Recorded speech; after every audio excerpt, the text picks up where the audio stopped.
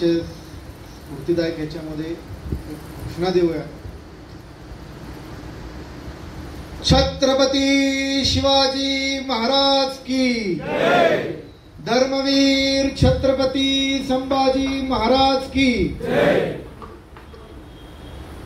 सह्याद्री सहकारी बँकेच्या निवडणुकीच्या अनुषंगानं सह्याद्री परिवार पॅनलच्या प्रचारार्थ आज सातारा शहरामध्ये आपण सर्वजण इथं उपस्थित आहोत. या कोपरा सभेसाठी उपस्थित असलेले ज्येष्ठ सातारा तालुक्यातील ज्येष्ठ नेते श्री निंबाळकर साहेब, आपल्या सातारा नागरिक संस्थेचे श्री भोसले साहेब, आमचे मित्र, आपल्या सर्वांचे इथले नेते, जिल्हा परिषद सदस्य श्री संदीप भाऊ शिंदे साहेब, या ठिकाणी उपस्थित असलेले सातारा जिल्हा शिवसेनेचे उपप्रमुख श्री अविनाशजी फडतरे, सह्याद्री सहकारी बँकेचे विद्यमान संचालक श्री चंद्रकांत राऊतजी, उपस्थित सर्व प्रमुख कार्यकर्ते, उमेदवार आणि सभासद बंधू, आपल्या सगळ्यांना जाणीव आहे की एकंदरीत देशाचा इतिहास बघितला तर त्या देशाच्या इतिहासामध्ये जेव्हा जेव्हा कुठल्याही क्षेत्राच्या अनुषंगाने चर्चा होते त्याच्यामध्ये महाराष्ट्राचं योगदान प्रचंड राहिलेलं आहे. असं कुठलं क्षेत्र नाहीये की जिथं महाराष्ट्रानं आपलं योगदान दिलेलं नाही. आणि महाराष्ट्राचा ज्या वेळेस आपण विचार करतो मग ते कोणतंही क्षेत्र असतो तिथं सातारा जिल्ह्यानं आपला झेंडा हा नेहमी रोवलेला आहे. अशा ह्या वंदनीय भूमीमध्ये आज आपल्याला बोलण्याची संधी मिळाली त्याबद्दल मी आज सर्वप्रथम या साताराच्या भूमीला वंदन करतो आणि सातारकरांना वंदन करतो. राजकारण असेल, समाजकारण असेल, शिक्षण क्षेत्र असेल, सहकार क्षेत्र असेल, कामगार क्षेत्र असेल, रक्षा क्षेत्र असेल, असं कुठलंही क्षेत्र नाहीये की जिथं सातारी माणसांनी आपला ठसा उमटवलेला नाही. जिथं जाईल तिथं आपल्या माणसांचं अस्तित्व अगदी ठळकपणे आहे. आणि म्हणूनच म्हणतो की जेव्हा जेव्हा देशाला गरज राहिली तेव्हा तेव्हा हा सह्याद्री म्हणजे हा महाराष्ट्र धावून गेलेला आहे. मग तो कोणताही काळ असू द्या. आज आपण ज्या कारणासाठी इथं आलेलो आहे त्याची पार्श्वभूमी थोडक्यात तुम्हाला सांगतो. स्वातंत्र्यानंतर आपल्या जिल्ह्यामध्ये ज्यावेळेस धोमचं धरण झालेलं नव्हतं, कॅनॉल नव्हते, बऱ्याच ठिकाणी शेती ही सगळी कोरडवाहू होती, अशा वेळेस आपल्या भागातल्या लोकांनी पोटा पाण्यासाठी, आपली बेरोजगारी हटवण्यासाठी, कामधंद्यासाठी मुंबईची वाट धरली. आणि त्यावेळेस मुंबईत गेल्यानंतर आपल्या लोकांना कुठलं काम मिळालं असेल तिथं नवीन मिला झाल्या होत्या, नवीन कापडधंदा उभारीस येत होता स्वातंत्र्यानंतर. आणि 60च्या 70च्या दशकात आपल्या जिल्ह्यातनं गेलेला माणूस हा तिथं हातगाडी आणि माथाडी कामगार म्हणून रुजू झाला. असंघटित होता त्यामुळं त्याच्याबद्दल कामं मिळवताना झगडा करावा लागत होता, कामाचं दाम मिळवताना झगडा करावा लागत होता, न्याय मिळत नव्हता, कामं टिकत नव्हती. आणि अशा परिस्थितीमध्ये प्रचंड मोठ्या प्रमाणावर लोक सातारा जिल्ह्यातून गेली. आणि मग आपल्या जिल्ह्यातल्या लोकांना तिथं काम मिळालं पाहिजे, त्या कामाचा योग्य मोबदला मिळाला पाहिजे, त्या कामाला संरक्षण मिळालं पाहिजे, तो तिथं राहण्याची त्याची व्यवस्था झाली पाहिजे, त्याचं कुटुंब आलं तर त्या कुटुंबाला सुविधा मिळाल्या पाहिजेत. आणि ह्या सगळ्या गोष्टींचा विचार करून जी काही लोक आपल्या जिल्ह्यातून तिथं गेलेली होती, हातगाडी माथाडी कामगार होती, त्यांच्यापैकी एक नामदेव बापू कदम जे अनपटवाडीचे आहेत कोरेगाव तालुक्यातले, बाबुराव अण्णा जाधव जे गणेश स्थळ सातारा रोड शेजारचे, आनंदराव फाळके जे पुढे जाऊन आमदार झाले सातारा रोडचे, त्यानंतर आपल्या कराड पाटण ढेबेवाडी भागातले अंतोबा कडव असतील, भाऊसाहेब कदम असतील किंवा इतर जी मंडळी आहेत, मोहन मोर, ही बरीचशी नेते मंडळी त्यावेळेस, आमच्या दहेगावचे जयवंतदादा असतील, गुलाबराव खोपडे असतील, हे सगळ्या मंडळींनी एकत्र येऊन, आता ही लोक कोण होती, हातगाडी माथाडी कामगार, लेंगेवाली धोत्रवाली ही माणसं तिथं जाऊन हातगाडी ओढत होते. पण त्यांनी तिथं जाऊन आपला समाज एक केला. आणि ह्या सगळ्या लोकांच्या सोयीसाठी दूरदृष्टी ठेवून त्यावेळेस मुंबईमध्ये संघटन निर्माण केलं आणि आपल्या कामगारांना न्याय मिळावा, त्यांना काम मिळावं, रक्षण व्हावं म्हणून मुंबईमध्ये कापड बाजारामध्ये मराठा कामगार मंडळाची स्थापना केली. तिथं त्यांना राहण्यासाठी जागा मिळावी, ती त्यांनी झगडा केला, संघर्ष केला, शासनाचा पाठपुरावा केला आणि त्या पाठपुराच्या माध्यमातून त्यांनी जी जागा मिळवली त्याच्यातून त्यांनी सह्याद्रीनगर येथे हाऊसिंग सोसायटीची स्थापना केली, सेवा सोसायटीची स्थापना केली आणि आपला हा कामगार, शेतकरी, शेतमजूर कुठं आडला जाऊ नये, नडला जाऊ नये, सावकारापुढं, व्यापाऱ्यापुढं अड्या अडचणीमध्ये त्याला हात पसरायला लागू नयेत म्हणून त्या काळामध्ये सह्याद्री बँकेची स्थापना केली. हा आपल्या जिल्ह्याचा इतिहास आहे, हा आपल्या कामगारांचा इतिहास आहे, हा संस्थेचा इतिहास आहे. तो आज आपण या ठिकाणी मुद्दामून आठवला पाहिजे, कारण ह्या संस्था ह्या सर्वसामान्य कुटुंबातून आलेल्या सर्वसामान्य हातगाडी माथाडी कामगारांनी सर्वसामान्य कामगारांसाठी, शेतकऱ्यांसाठी, शेतमजुरांसाठी स्थापन केल्या होत्या आणि आज एका अर्थाने ह्या संस्था वाचवल्या पाहिजेत आणि वाचवण्याच्या माध्यमातूनच आज खऱ्या अर्थानं ह्या लोकांना आपण श्रद्धांजली वाहू शकतो. भाऊ, जेव्हा मार्केट म्हणजे गिरण्या चालू होत्या त्यावेळेस ह्या संस्थांनी एक सुवर्णकाळ बघितला आपला, कारण आपल्या लोकांना तिथे कामं होती, मार्केटमध्ये काम होतं आणि त्यामुळं स्वतः संस्थापक किंवा ही जी ज्येष्ठ नेते मंडळी त्यावेळेस स्वतः हयात होती, त्यामुळे ह्या संस्थांनी एक सुवर्णकाळ बघितला, कारण अतिशय प्रामाणिकपणे सचोटीनं त्यांनी ह्या संस्था चालवल्या, कारण त्या संस्था सर्वसामान्य लोकांसाठी बनवल्या होत्या. त्यांनी स्वतःच अपत्य होतं ते. परंतु दुर्दैवानं जेव्हा 90च्या दशकापासून मिला बंद पडायला लागल्या, आपली लोक जिल्ह्यात परत यायला लागली, अख्ख्याचे थवेचे थवे परत आले आणि इथं येऊन शेती करण्याशिवाय मार्ग नाही आणि जी काय मंडळी तिथं राहिली त्या मंडळींना पहिल्यासारखं मार्केटला काम राहिलं नाही. आज परिणाम तर असा झाला की हळूहळू या सगळ्याच्या सगळ्या संस्था, ज्या संस्थांकडे बघताना मुंबईमध्ये काय बघितलं जातं भाऊ, तर ह्या सातारी लोकांच्या संस्था आहेत, ह्या सातारा जिल्ह्यातल्या लोकांच्या संस्था आहेत, ह्या कामगारांच्या हातगाडी माथाड्यांच्या काम, ही आपली ओळख ह्या संस्थांची. दुर्दैवानं गेल्या 25 वर्षापासून हळूहळू या संस्था अधोगतीला लागल्या, अडचणीत आल्या. मी माझी ओळख करून देत असताना सांगतो, माझं नाव अमित चव्हाण, मी मूळचा कोरेगाव तालुक्यातील दहेगावचा आहे. आता जर तुमच्यापैकी काही कामगार मंडळी असतील ज्यांनी कापड बाजारात काम केलं तर त्यांना सगळ्यांना माहिती दहेगाव काय आहे. दहेगावमध्ये आमच्या जवळपास प्रत्येक घरटी माथाडी आणि त्यामुळं सह्याद्री नगर असेल, सह्याद्री बँक असेल, याचा आमचा जवळून संबंध राहिलेला आहे. मी जसं भाऊंनी मागाशी हे केलं की मी माझ्या पद्धतीने, मला सह्याद्री नगर विषय माहिती आहे, सह्याद्री बँक माहिती आहे, कारण आमची लोक तिथं राहिला आहेत. आमची लोक जयवंतदादा चव्हाण आमच्या गावातले एकेकाळी ते वाईस चेअरमन होते, त्यामुळे सह्याद्री नगर, सह्याद्री बँक तर विषय माहिती आहे, पण दैनंदिन जीवनात तिथं काय चाललंय त्याच्याशी मात्र कधी फार काही संबंध आला नाही, जरी ह्या संस्था माहिती असल्या तरी. मी जेव्हा दिल्लीमध्ये केंद्रीय अर्थराज्यमंत्री डॉक्टर भागवत कराड यांच्याकडे OSD म्हणून काम करत होतो, सचिव म्हणून काम करत होतो, अशा वेळेस एक साधारणतः 2-2.5 वर्षापूर्वी हाऊसिंगची काही मंडळी माझ्याकडे आली. आता येण्याचं कारण काय होतं, तर आपल्या ह्या सगळ्या ज्येष्ठ नेते मंडळींनी ज्यांचा मी उल्लेख केला जिल्ह्यातल्या, त्या काळामध्ये पाठपुरावा करून हातगाडी माथाडी कामगारांसाठी राहण्याला घरं मिळावीत म्हणून शासनाकडे पाठपुरावा करून शासनाकडून 27 एकर 34 गुंठे जागा मुंबईमध्ये ही अलॉट करून घेतली होती. आणि या कामी त्यावेळेस यशवंतराव चव्हाण साहेब असतील, वसंतदादा पाटील असतील, शंकरराव चव्हाण असतील, शरद पवार असतील, या सर्व नेते मंडळींनी अतिशय संवेदनशीलतेने ह्याच्याकडे बघितलं की आपल्या ग्रामीण भागातून आलेली लोक आहेत आणि म्हणून त्यांनी याच्यात पुढाकार घेतला. पण देताना ती जमीन भाडे तत्वावर कापड बोर्डाला दिली आणि कापड बोर्डाला सांगितलं की कामगारांची जी लेवी जमा होते त्या लेवीतून तुम्ही यांना घर बांधून द्या स्वस्तात. ह्या गोष्टीला झाली आज 45 वर्ष. आज 45 वर्षानं सुद्धा सगळ्या कामगारांना घरं मिळालेली नाही. आज 1,500 कामगार कापड बोर्डाचा प्रतीक्षेत आहे घरांच्या. आणि ज्या लोकांना घरं मिळाली होती त्या घरांची अवस्था अशी होती की ती घरं महानगरपालिकेच्या नोटीस आलेल्या होत्या की ही धोकादायक झालेली इमारती आहे, तर तुम्ही त्या म्हणजे कारण त्याच्यावर हे करा किंवा ते खाली करा.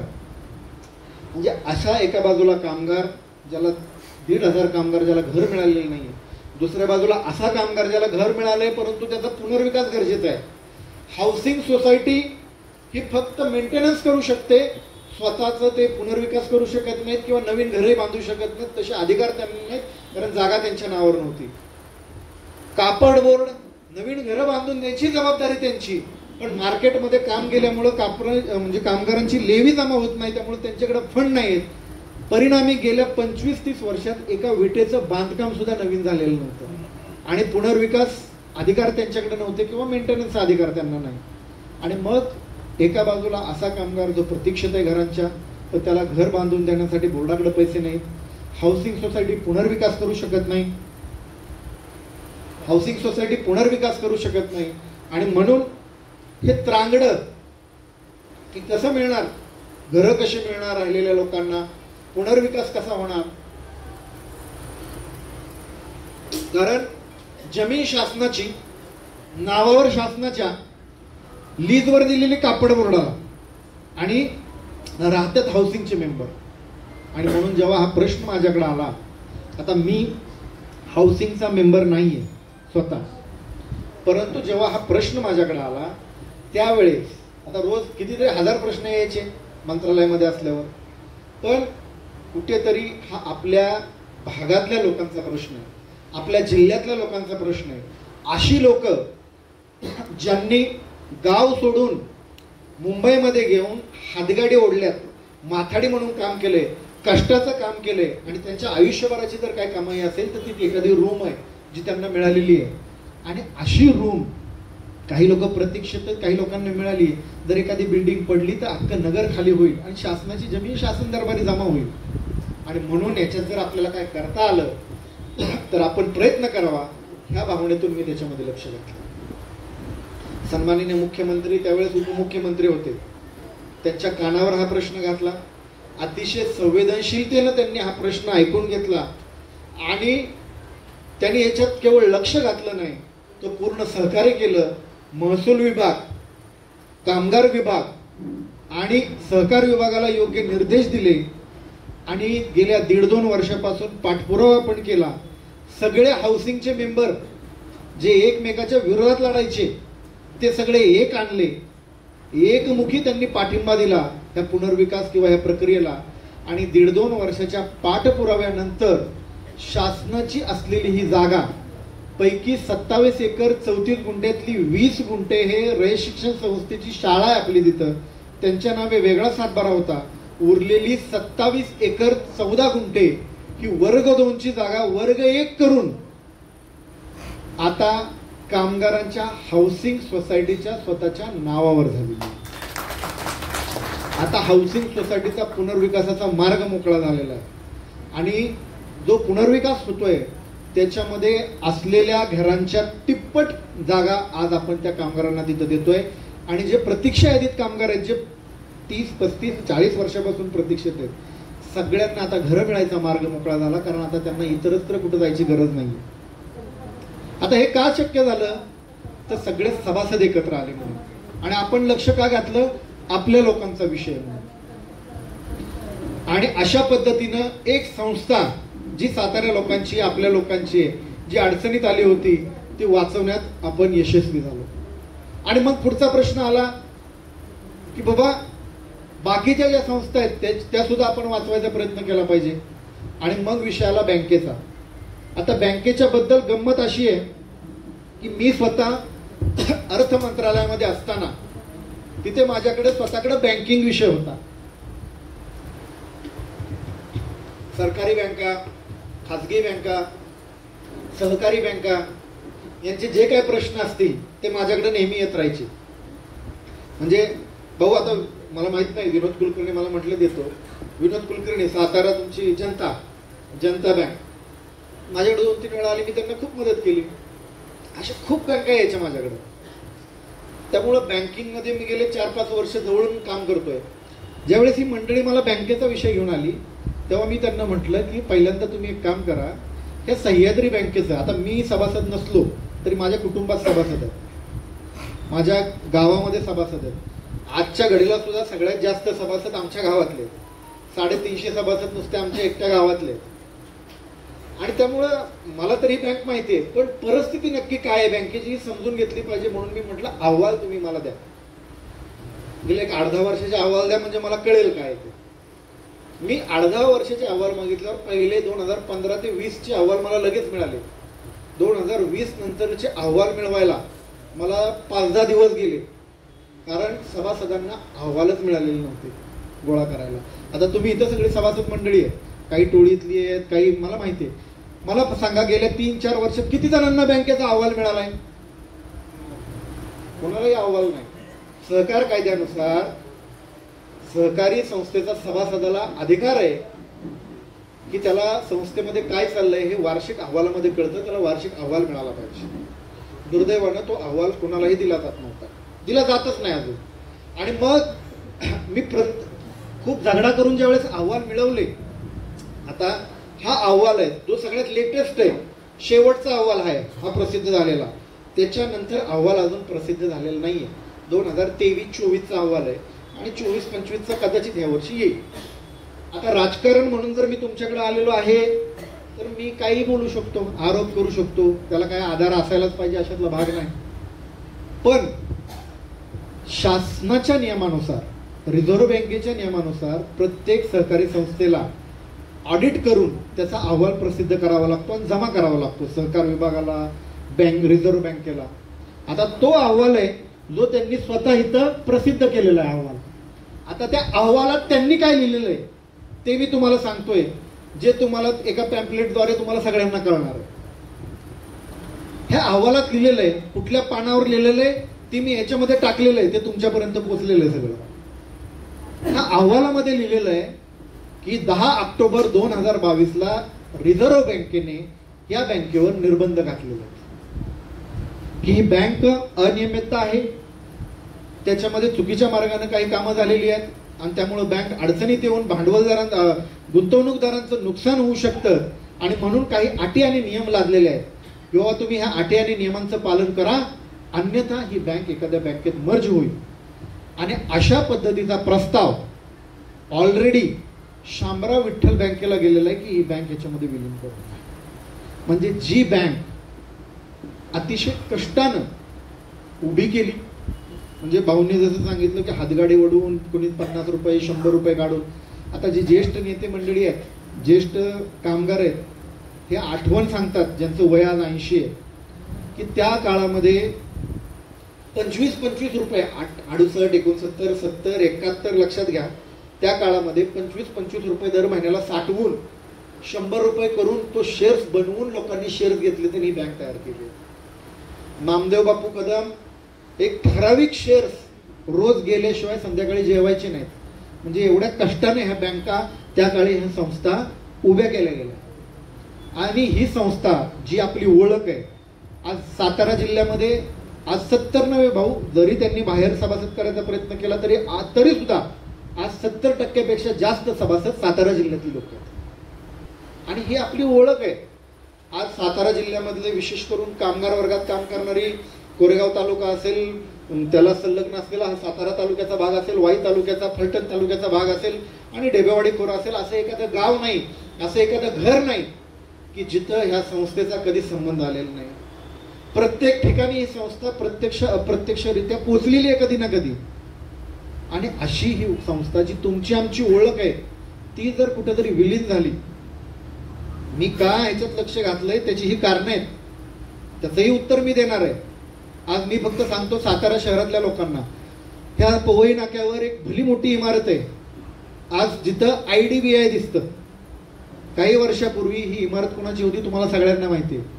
युनायटेड वेस्टर्न नावाची बँक होती, सहकार क्षेत्रातली बँक होती. त्यावेळेस त्या बँकेचं एवढं मोठं नाव होतं. ज्या वेळेस ही बँक डबघाईला आली आणि मर्ज झाली, विलीन झाली IDBI बँकेमध्ये, आज सगळ्यांना माहिती ती IDBI. आता ही जी नवीन पिढी आहे, तुम्हाला सगळ्यांना माहिती ती युनायटेड वेस्टर्न होती. नवीन पिढीला कोणाला माहिती आहे का ती युनायटेड वेस्टर्न होती? आणि तुम्ही आम्ही गेल्यानंतर कोणाला कळेल का तरी युनायटेड वेस्टर्न नावाची बँक होती म्हणून? एकदा विलीन झाली की तिचं नाव राहत नाही, तिचं अस्तित्व राहत नाही. आणि जर ही सह्याद्री बँक एखाद्या बँकेत विलीन झाली तर कुठली सह्याद्री बँक, कोण कामगार चळवळ, कोण कामगार नेते, कुठला सातारा जिल्हा, सगळं अस्तित्वच आपलं मिटलं जाईल. आणि म्हणून हे पहिलं कारण आहे की आपण ह्याच्यामध्ये लक्ष घातलं. हे नाव टिकलं पाहिजे, ही आपली ओळख आहे, हा आपला गर्व आहे, हा आपला अभिमान आहे, तो टिकला पाहिजे म्हणून आपण ह्याच्यामध्ये आज लक्ष घातलेलं आहे. आज ही बँकेची परिस्थिती, तुम्हाला ते पॅम्पलेट मिळाले त्याच्यामध्ये तुम्ही वाचणारच आहात. आरबीआयचे निर्बंध लागलेत. ऑडिटरनं गेल्या वर्षी क वर्ग दिलेला आहे. शासनानं जो ऑडिटर केल्यानंतर क वर्गामध्ये गेलेली बँक आज चालू वर्षामध्ये तिचा, या नमस्कार काका या, मी आत्ताच तुमचा उल्लेख केला विनोदराव, या आपलं स्वागत आहे. आज आपल्या जनता सहकारी बँकेचे खंबीर नेतृत्व असलेले, सगळ्या सातारकरांना परिचित असलेले श्री विनोद कुलकर्णींचं इथं आगमन झालेलं आहे. सगळ्यांनी टाळ्यांच्या गजरात त्यांचं आगमन करायचं. आणि सोमनाथ काका धुमाळांचा मला वाटतं परिचय सातारकरांना जर कोणी देऊ नये असं आहे. महाराजांची, थोरल्या महाराजांची जी छाया म्हणून वावरत असतात असे सोमनाथ काका धुमाळ सुद्धा आज या ठिकाणी आपल्यामध्ये उपस्थित राहिलेले आहेत. त्यांचं सुद्धा सगळ्यांनी टाळ्यांच्या गजरामध्ये स्वागत करायचं. आपण थोडंसं बँकेचा इतिहास बघितला आणि आम्ही थोडंसं बँकिंग बद्दल बोलतोय. विनोदराव तुम्ही कुठे आहात? तुम्ही आता आवर्जून बघा काय परिस्थिती आहे. बँकेला आरबीआयचे निर्बंध लागले. क वर्ग गेल्या वर्षीच्या अहवालानुसार जो चालू वर्षात ड वर्ग आहे. आता भोसले साहेब सांगत असताना ते फक्त 23 आणि 24चा आकडा सांगत होते की बँकेची अधोगती कशी झाली. पण मी सर्व सभासदांसाठी अगदी थोडक्या आणि सोप्या शब्दात सांगतो, कारण कदाचित बरेच आकडेमोड कळत नाही आपल्याला. आपल्या जिल्ह्यातल्या पतसंस्था, बँका, मग त्याच्यामध्ये आज आपण जनता बँक असू द्यात, सातारा नागरिक असू द्यात, शिवसमर्थ असू द्यात, शिवकृपा असू द्यात, ज्ञानदीप असू द्यात, ह्या संस्था, बहुतांश संस्था गेल्या 25-30 वर्षात चालू झालेल्या संस्था, ज्यांनी सुरुवात 90च्या दशकात केली आणि आज यांची आर्थिक उलाढाल कोणी 500 कोटीत आहे, कोणी 1000 कोटीत आहे. आमच्या पिंपोड्याची छत्रपती संभाजी इतक्या ग्रामीण भागातून आलेली, आता 25वं वर्ष त्याचं चालद्र करतात ते 1,500 कोटी. ज्ञानदीपचा परवा दिवशीचा अहवाल मी वाचला, 6,500 कोटी संमिश्र व्यवसाय. आज आपली ही बँक चालू वर्ष, वय वर्ष 58 वर्ष. किती वर्षाची बँक? 58 वर्षाची बँक. 2015 सालचा संमिश्र व्यवसाय 400 कोटी.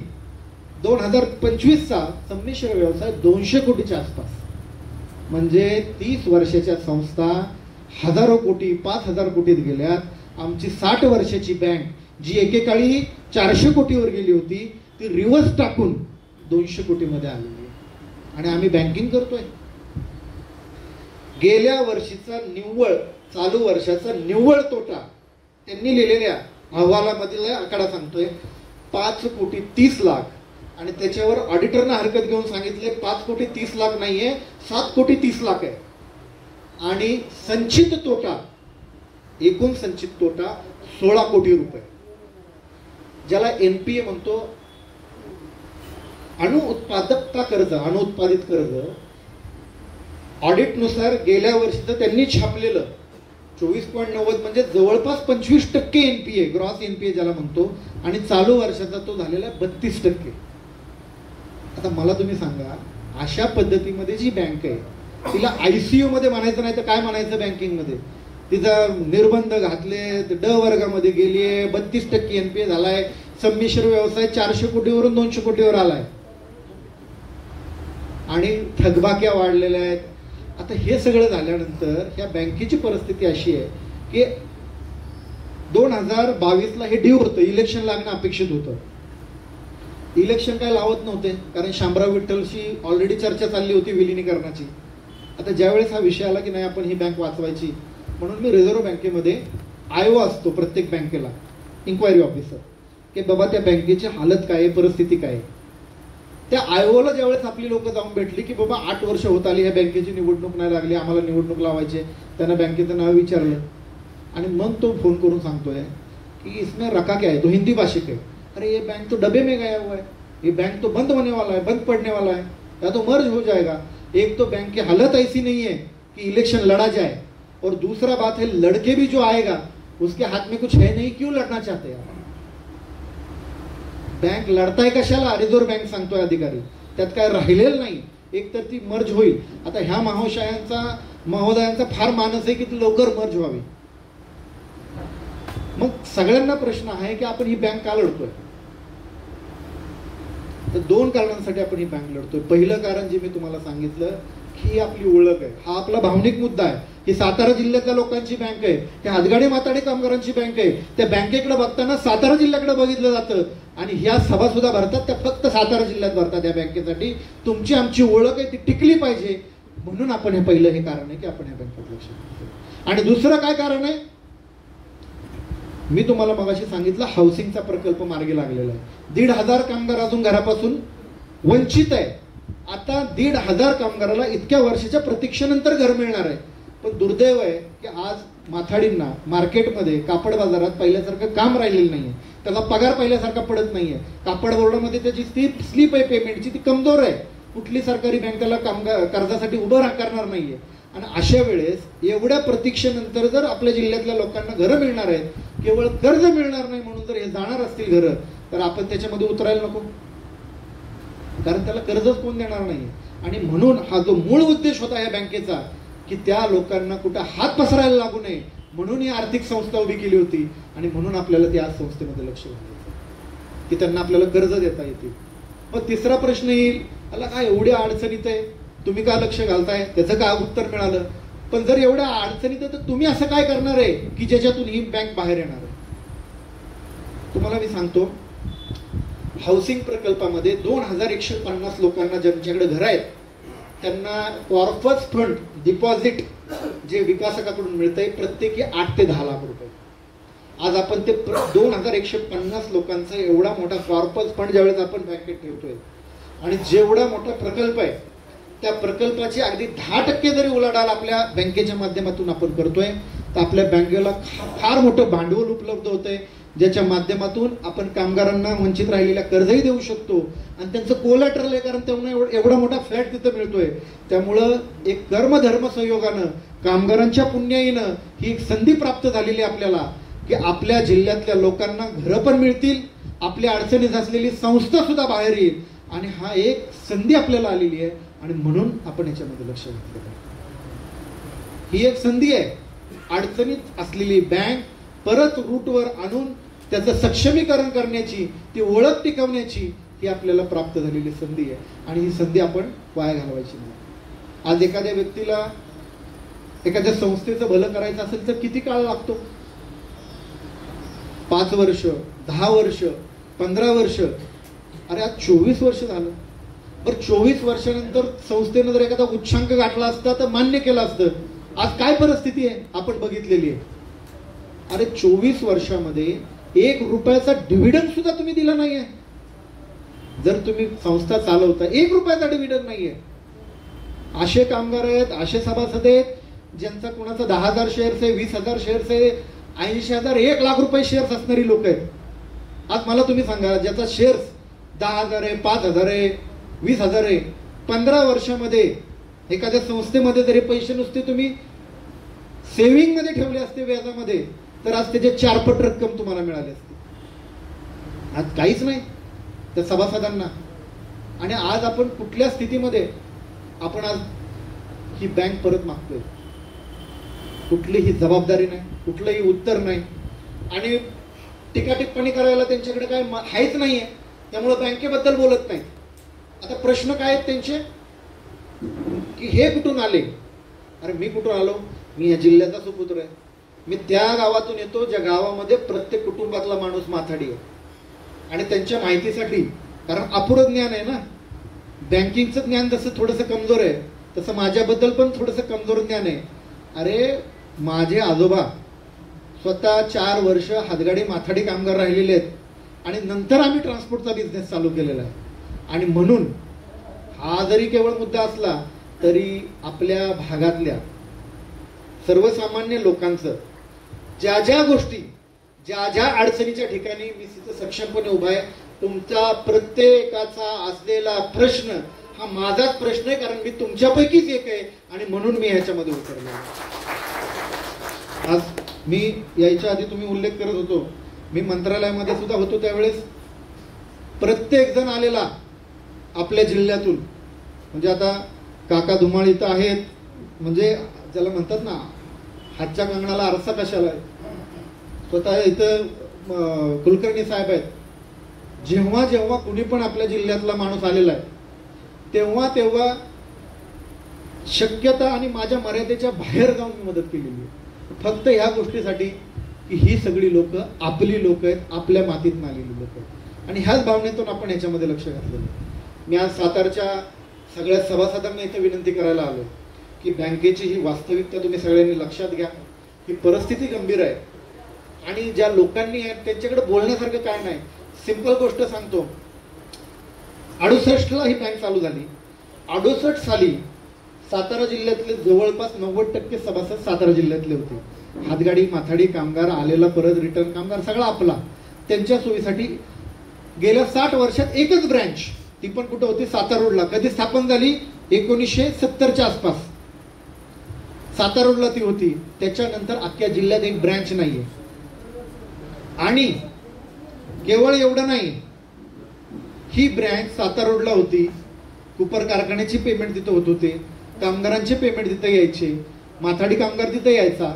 2007 ला ह्या मोशांना वाटलं, कारण त्यांचं इथं एक ट्रान्सपोर्ट आणि त्याचं कार्यालय वगैरे सगळं इथं आहे, त्यांना सातारमध्ये बसायचं होतं. म्हणले शहराच्या ठिकाणी गेलं तर व्यवसाय वाढेल. चांगली गोष्ट आहे, व्यवसाय वाढला पाहिजे. इथं आले, त्या सेवन स्टार मध्ये जिथं शाखा आहे 30 वर्षाचा भाडे करार केला. 30 वर्षाचं भाडं ऍडव्हान्स मध्ये देऊन टाकलं. ते भाडं एवढं होतं की त्या गाळ्याच्या किमतीपेक्षा भाडं जास्त, 30 वर्षाचं ऍडव्हान्स मध्ये देऊन टाकलं. अशा पद्धतीचं बँकिंग, ज्या किमतीमध्ये संस्थेची स्वतःची मालकीची जमीन सातारमध्ये आली असती, ते न करता अशा पद्धतीचा व्यवहार. 2000 ला ज्या वेळेस ते आले बँकेमध्ये, 2005 आणि 10च्या ज्या वेळेस, म्हणजे पहिले 10 वर्ष त्यांना मिळाले, त्यावेळेस कापड बाजारातली ज्येष्ठ मंडळी समोर पॅनल टाकत होती. ती असायची, ऍक्टिव्ह होती, लक्ष होतं त्यांचं. वयोमानानुसार 2012 नंतर ही लोक हळूहळू 2 इलेक्शन गेल्यानंतर लक्ष त्यांचंही कमी झालं. 2012 नंतर असं त्यांना वाटायला लागलं की आता ह्या संस्थेत लक्ष द्यायला कोणीच नाही, मला टोकायला आणि बोलायला. आणि तिथून पुढं म्हणजे आमचे जयवंतदादा वगैरे जी मंडळी सगळी होती त्यावेळेस बारकाईने लक्ष होतं. ती मंडळी सचोटीनं काम करत होती, बँक व्यवस्थित होती. 2012 नंतर आता हा अहवाल आहे जो त्यांनी छापलेला आहे आणि तुलनात्मक स्थिती द्यावी लागते. आता 2014 पासूनची स्थिती आहे ह्याच्यात शेवटच्या अहवालामध्ये. अशा पद्धतीनं जी घसरगुंडी झालेली आहे बँकेची 2014 पासून, सांगितलं ना 400 कोटीवरून डायरेक्ट 200 कोटीवर आणून ठेवलेली आहे. त्यांना असं वाटत होतं की आता विचारायला कोणीच नाही ना शिल्लक राहिलेलं. आणि प्रत्येक वेळेस सभासद गेला, कामगार गेला, त्यांच्याशी वर्तणूक काय, मला असं वाटतं भरपूर सभासदांना, कामगारांना, संचालकांना त्याचा अनुभव आहे. ज्या पद्धतीनं हाऊसिंग वाचवण्यासाठी अख्ख्या हाऊसिंगचे सभासद एकत्र आले, त्याच पद्धतीनं बँकेचे सगळे लोक एकत्र यायची ही वेळ. बँकेचे विद्यमान उपाध्यक्ष आपल्या 6 संचालकांसहित, पैकी आपले चंद्रकांत राऊत साहेब इथे बसलेले आहेत, ते तुम्हाला सांगतील. ही सगळी मंडळी त्यांना सोडून आज आपल्या बरोबर आलेली आहे. कशासाठी आली ती मंडळी? कुठलीही त्यांनी अटी शर्ती ठेवलेल्या नाहीत. अट आणि शर्त एवढीच की बाबा ही बँक बंद पडून देऊ नका, अडचणीत असलेली बँक वाचवा, विलीन होऊ देऊ नका, अन्यथा आम्हाला लोकांना उत्तर द्यावी लागतील. कष्टाने उभी केलेली बँक कशी विलीन झाली. आणि दुसरं, जी लोक प्रतीक्षा आधीत आहेत त्यांना घरं मिळाली. केवळ एवढ्यावर नाही झालेलं, संचालक तर आलेच आले, सगळी प्रमुख मंडळी. आज तुम्ही इथं सगळेजण आलेत, बहुतेक जणांना सगळी बोलवणारी जी मंडळी आहेत. आज अनिल जगदाळे कुठे गेले? अनिल जगदाळे बाहेर उभे, इथं बसलेत. इथले फ्रंटमॅन बरोबर आले. आज सातारा रोडचे फाळके बापू पाठीमागच्या वेळेस त्यांच्याबरोबर, आज आपल्या बरोबर आहेत, आपले उमेदवार आहेत. उत्तर कोरेगाव मधले जी सगळी फ्रंटमॅन आहेत, राजू जगताप असेल, संपत जगताप असेल, संतोष धुमाळ असतील, संजय साळुंके असतील, विकास सकुंडे असतील, सगळीच्या सगळी मंडळी आज त्यांना सोडून इकडे आले. मग तेवढंच नाही, आज नेते मंडळींमध्ये सुद्धा अगदी कंटिन्यू तो फ्लो चालू आहे. घोरपडे तात्या परवा दिवशी त्यांनी येऊन आपल्याला पाठिंबा दिला. का आलेले ही लोक? फक्त एकच की संस्था वाचली पाहिजे, टिकली पाहिजे. कारण हा इलेक्शनचा विषय नाहीये, हा संस्थेच्या अस्तित्वाचा विषय आहे यावेळेस, आणि ही संस्था आपल्याला टिकवायची. निंबाळकर साहेब म्हणले की ही शेवटची इलेक्शन. निंबाळकर साहेब, ही शेवटची इलेक्शन जरूर आहे, ती झालीच नसती. ही लावण्यासाठी पण फार कष्ट करावे लागलेले आहेत. इलेक्शनच लावून देत नव्हते. पण मी तुम्हाला एवढं सांगतो, सेवा सोसायटीचे 7 संचालक त्यांनी सुद्धा तिकडं त्यांची साथ सोडून आपल्या बरोबर आलेले आहेत. आता मी तुम्हाला एवढं सांगतो निंबाळकर साहेब, ही इलेक्शन झाल्यानंतर कमीत कमी, इलेक्शन तर आपली चांगल्या पद्धतीने होणार, पण मी तुम्हाला एवढं सांगतो की येणाऱ्या 5 वर्षामध्ये ही बँक आपल्या सर्व संचालकांच्या माध्यमातून एवढी सक्षम होणार आहे की येणारे 25 वर्ष त्याला काय हालचाल, त्याला काय त्रास होणार नाही. आणि कंटिन्युअस सगळे नियम पाळून आपली ही संस्था आपण मजबूत करणार आहोत. मी सर्व सभासदांना एवढे या ठिकाणी विनंती करतो की आज बऱ्याचशा गोष्टी मार्केटमध्ये बोलल्या जातात. कारण इलेक्शन आली आहे, त्यामुळे चिखलफेक होणार, काही गोष्टी ज्याला काय आधार नाही, ज्याला काय वास्तविकता नाही. आज मी तुमच्या पुढे बोलत असताना त्यांचाच अहवाल सांगतोय. बँकेवर ते बोलत नाहीत, माझ्याबद्दल तर त्यांना बोलायला काय मिळतच नाही, काय बोलूच शकत नाही. एकमेव वाक्य, यांचा संबंध काय? आता माझे संबंध मी तर सगळा सांगून टाकला. असं आहे, एक आहे, यांनी केलेले तर पराक्रम आहेत. माझं कमिटमेंट हे फक्त आपल्या लोकांची संस्था म्हणून आहे. मला त्यांच्या वैयक्तिक ह्याच्यात फार काही इंटरेस्ट नाही. त्यांनी केलेले उपद्व्याप, तुमच्यापर्यंत बऱ्याचशा गोष्टी आहेत. 2017ला तर मी नव्हतो या संस्थेत, मी तर 2-2.5 वर्षापासून लक्ष घातले. आता 17ला झालेले आरोप आहेत, अहवाल आहेत, अहवाल सगळ्यात त्याच्यामध्ये दोषी आढळले. पुण्यापर्यंत अहवाल गेला, राजकीय पाठबळ वापरलं, अहवालावर स्थगिती आणली. निर्दोष नाही, मंत्र्यांकडे अहवाल बऱ्याच वर्षापासून तो दाबून ठेवला होता. गेल्या वर्षी 24ला नव्यानं आरोप दुसरे त्याची चौकशी झालेली सहकार विभागाने केलेली मलाही माहित नव्हतं. आता मी लक्ष घेतल्यानंतर मला तो अहवाल मिळाला 3-4 महिन्यापूर्वी. 10 प्रकरणांमध्ये 83 लावलेली, 10 प्रकरण आहेत. तो अहवाल त्याच्यामध्ये आहे, तुम्ही जर वाचला. सरकारनं सहकार विभागाने केलेला अहवाल, मला फार काय करायचं नाही. मी माझी असलेली ताकद 1% जरी वापरली तरी सुद्धा उर्वरित आयुष्य जेलमध्ये काढावं लागेल. पण मला त्यात फार इंटरेस्ट नाही. मला इंटरेस्ट फक्त संस्था वाचवण्यात आहे, बाकी मला इंटरेस्ट नाही. त्यामुळं चिखलफेक करताना, काहीतरी गरळ ओकताना थोडं तारतम्य. कारण आपलं घर, आपला पूर्ण बंगला, आपला महल हा काचेचा आहे. त्याच्यावर एक जरी दगड पडला तरी तो सगळा ढासळणार आहे. आणि तुमचं दुर्दैव असं आहे की आमच्या घराची एक खिडकी सुद्धा काचेची नाहीये, कारण तुम्हाला काय सापडणारच नाही. त्यामुळं बोलताना तारतम्य, कुठेतरी उगीच. आज तुमचं वय काय? तुम्ही 24-25 वर्ष तिथं चेअरमन म्हणून राहिलेलं आहे. माझ्यासारख्या नवीन माणसावर टीका करताना काय तर दिल्लीचं पार्सल, अरे दिल्लीचं कुठलं, तुझ्या घराशेजारच आहे मी. असं आहे. आता महाराज साहेब तिथं दिल्लीला गेलेत, तुम्ही महाराजांना दिल्लीचं पार्सल म्हणाव का? काका तुम्हाला दिल्लीचं पार्सल म्हणाव का? अरे आम्ही समाजाचं काहीतरी सेवा करण्यासाठी तिथं गेलेलो आहे, आपलं प्रतिनिधित्व करतोय. आणि दुसरी गोष्ट, ही जी भाषा वापरायची, जॅकेट घालून आणणारे, अरे जॅकेट आम्ही स्वकष्टानं कमवलेलं जॅकेट आहे. असं आहे. कुठल्या तरी OTS मध्ये कमिशन घेऊन कमवलेलं नाहीये. तर त्याच्या काही डिटेल्स माझ्याकडे नाही आहेत का? आज जर 27 एकरचा प्लॉट मुंबईमध्ये, ज्याची किंमत किती, 1000 कोटीपेक्षा जास्त आहे, तो सर्वसामान्य कुटुंबांच्या नावावर केलेला आहे. पण माझ्या नावावर झालेलं नाही किंवा कुठल्या एखाद्या व्यक्तीच्या नावावर झालेलं नाही. स्वतः मुख्यमंत्र्यांचं, अगदी आत्ता इलेक्शनला आलेले पंतप्रधान, तर पंतप्रधानांसमोर हा विषय सांगितला गेला, त्यांनी उल्लेख केला त्याचा. एक सांगतो, 27 एकरचा प्लॉट मुंबईसारख्या शहरामध्ये इतक्या सहजासहजी एका वर्षामध्ये कामगारांच्या नावावर होत असतो का? कितीतरी मोठमोठे भूमाफिया, कितीतरी त्यातली अगदी मुंबईतली ज्याला म्हणतो ना त्याच्यावर डोळा असलेली मंडळी, एकानं सुद्धा काकू केलेलं नाहीये. आणि हा अतिशय पद्धतशीरपणे कामगारांच्या नावावर झालेला भूखंड आहे. अरे जर आम्ही त्या लोकांचा इलाज करू शकतो तर तुमचा इलाज करता येणार नाही का आम्हाला? परंतु ही भावना आपली नाही आहे. कारण मला वैयक्तिक तुमच्याशी काही घेणं नाही. आपला संबंध हा संस्थेशी आहे. आपल्याला संस्था टिकवायची आहे, जी आपल्या जिल्ह्याची ओळख आहे. आपल्या शेतकरी, शेतमजूर, हातगाडी, माथाडी कामगार जो आपल्या जिल्ह्यातनं गेलेला आहे, त्याच्या कष्टातून उभी राहिलेली संस्था आहे आणि म्हणून मला त्याच्यात इंटरेस्ट आहे, ती वाचवायची आहे. बरं, आज हे करत असताना आज आपण जे उमेदवार दिलेले आहेत 13 पैकी आज 3 उमेदवार इथं आहेत, सगळेजण आपापल्या ठिकाणी काम करतायत. 13 पैकी 7 उमेदवार, 7 नव्हे 8 उमेदवार हे स्वतः हातगाडी माथाडी कामगार आहेत. आपल्या जिल्ह्यातली मंडळी आहेत. 6 तर आत्ता सुद्धा चालू स्थितीमध्ये तिथं मजुरी करतायत, 6 जण, आणि 2 जे आहेत ते रिटायर्ड आहेत.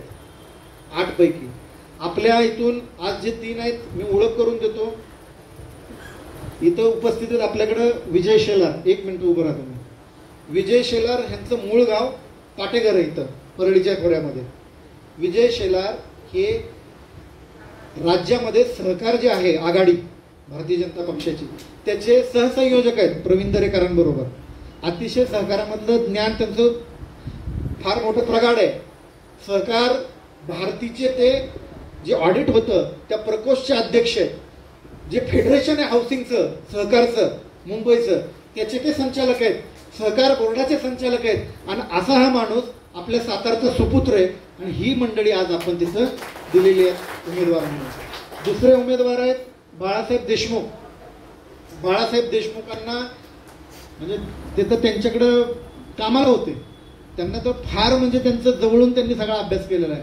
बाळासाहेब देशमुख मूळचा तळियाचे आणि तळिये भाग आमचा सगळा उत्तर कोरेगावचा जो भाग आहे, त्या उत्तर कोरेगावच्या सगळे जेवढे हातगाडी माथाडी शेतमरी कोण कामगार आहे असा एक माणूस सापडणार नाही ज्यांचा थेट संबंध बाळासाहेबांशी नाही.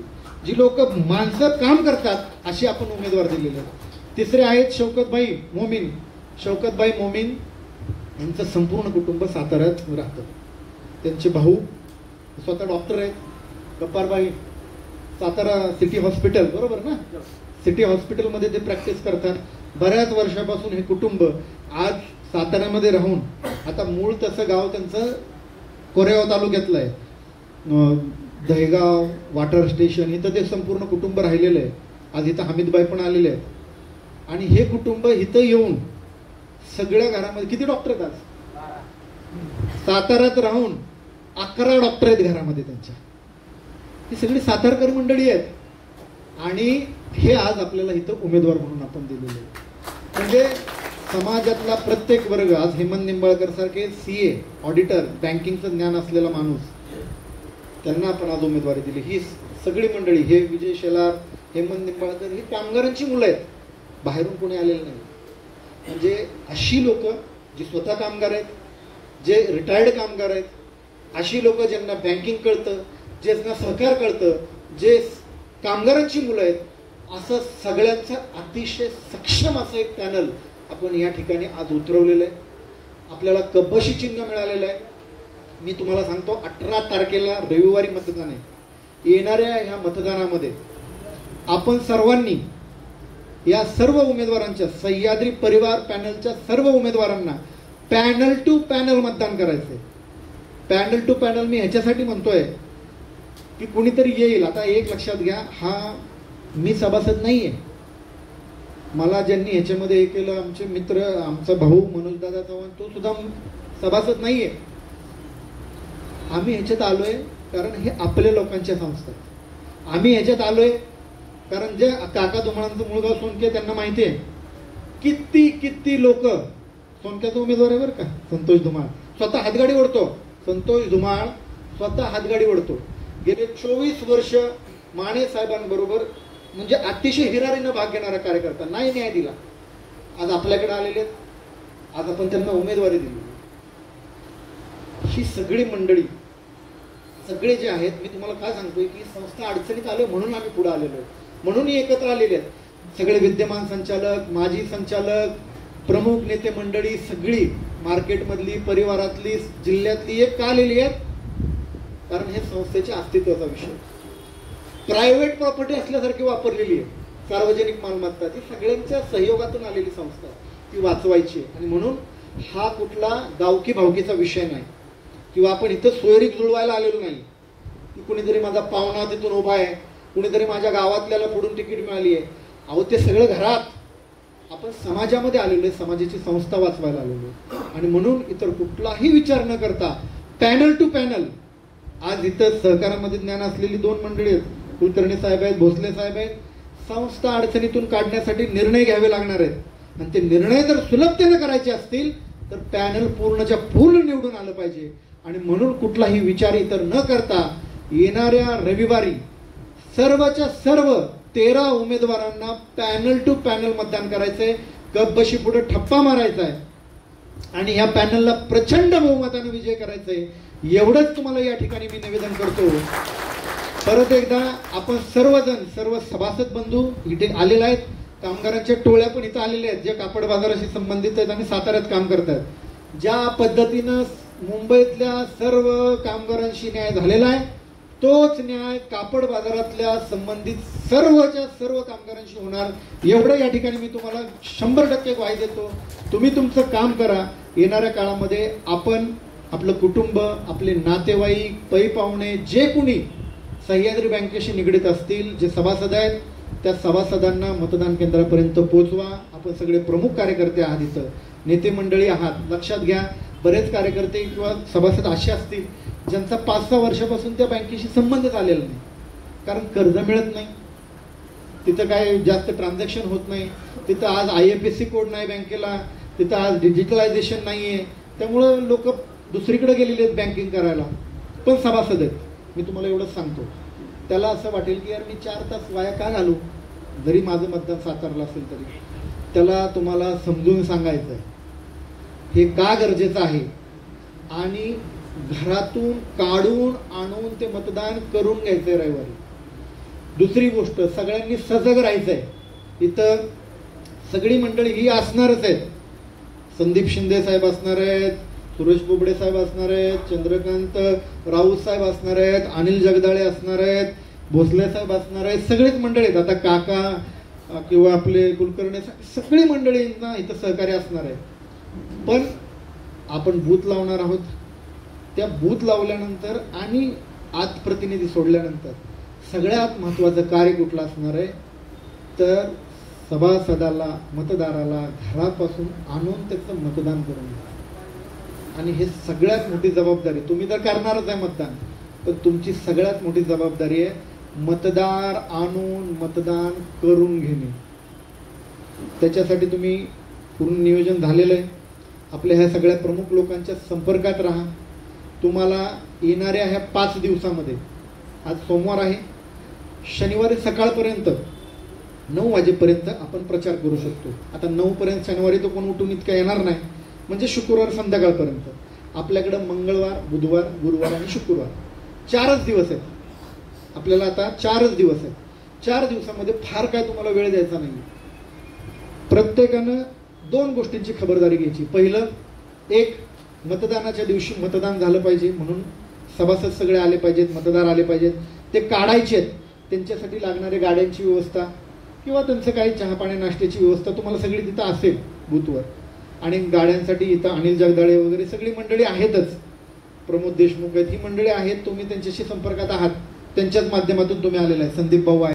पहिल्या पानावर बँकेची परिस्थिती, कारण सत्यता कधी कोणाला कळालीच नाहीये, अगदी संदर्भासहित आपण लिहिलेलं आहे. आणि नंतर आत्ता चालूचा हा जो सप्टेंबर महिन्यात झालेला चौकशी अहवाल आहे, ज्याच्यात इतके ताशेरे ओढलेले सहकार विभागानं सगळ्या भ्रष्टाचारावर, तो अहवाल सुद्धा आपण इथं छापून दिलेला आहे जसाच्या तसा.